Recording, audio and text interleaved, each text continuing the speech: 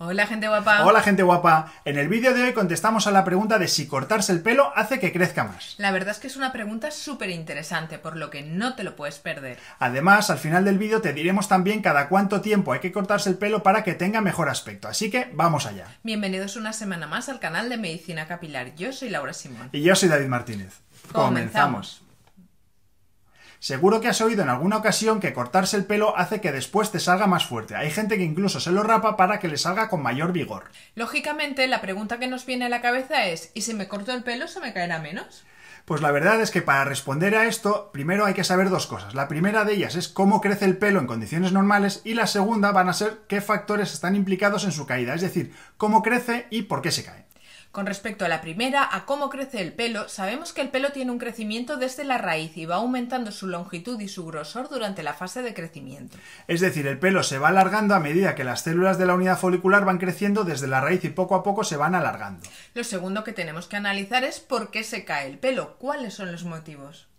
Es verdad que existen muchas causas de alopecia, pero la más frecuente es sin duda la alopecia androgenética o calvicie común. Y este tipo de alopecia se denomina así porque las causas son principalmente dos: la actividad de las hormonas masculinas o los andrógenos y la genética que cada uno de nosotros tenemos. Por lo tanto, tenemos que el pelo crece desde la raíz y su crecimiento está condicionado tanto por la genética como por las hormonas que afectan a esta raíz.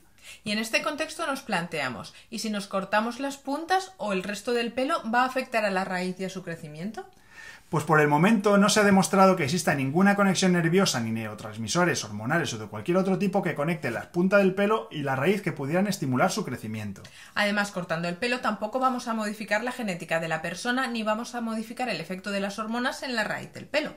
Por lo tanto, la primera conclusión que podemos extraer de todo esto es que cortar el pelo no va a hacer que crezca más fuerte.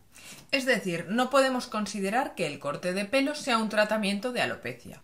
Dicho claramente, cortarse el pelo no hace que salga más fuerte ni que crezca más. Entonces, ¿es mejor no cortarse el pelo?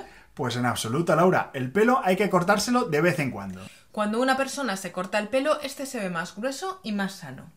Las planchas, los contaminantes ambientales, las agresiones externas, etcétera, van a debilitar el cabello. El pelo empezará a romperse desde las puntas y dará un peor aspecto. Por lo tanto, un pelo más corto o que se corta más a menudo se verá y dará una mejor imagen de nosotros mismos. Además, para aquellos o aquellas que tengáis el pelo largo, el corte de las puntas también está recomendado para que no se vaya rompiendo como si fuera una carrera en unas medias o como si fuera una caña que se parte por la mitad y que cada vez está más abierta. Pero recordamos que esto solamente es un tema cosmético, que no va a alterar el ritmo del crecimiento de este pelo. Y ahora la pregunta que habíamos dicho al principio del vídeo: ¿cada cuánto tiempo hay que cortar el pelo? El crecimiento del pelo es diferente de unas personas a otras y la velocidad con la que crece también lo es. En general, se estima que el pelo crece más o menos entre 1 y 2 centímetros al mes. Por tanto, dependiendo de cuánto lo cortes y cuánto te crezca, será recomendable hacerlo más o menos a menudo. Si lo que quieres es hacer un mantenimiento, lo más recomendable sería cortarlo entre 3 o 4 centímetros cada 3 o 4 meses. Obviamente, si cortas más de lo que crece, se va a ir acortando. Y si cortas menos, pues cada vez vas a ir teniendo el pelo más largo. Por lo tanto, como conclusión, hay que cortar el pelo y sanearlo cada 3 o 4 meses, pero esto no va a hacer que crezca más ni que crezca más fuerte, pero sí que se vea más bonito. Si quieres más información sobre el champú de ketoconazol para el tratamiento de la alopecia, puedes mirar este vídeo. Hasta el próximo programa, gente guapa. Hasta el próximo programa, gente guapa.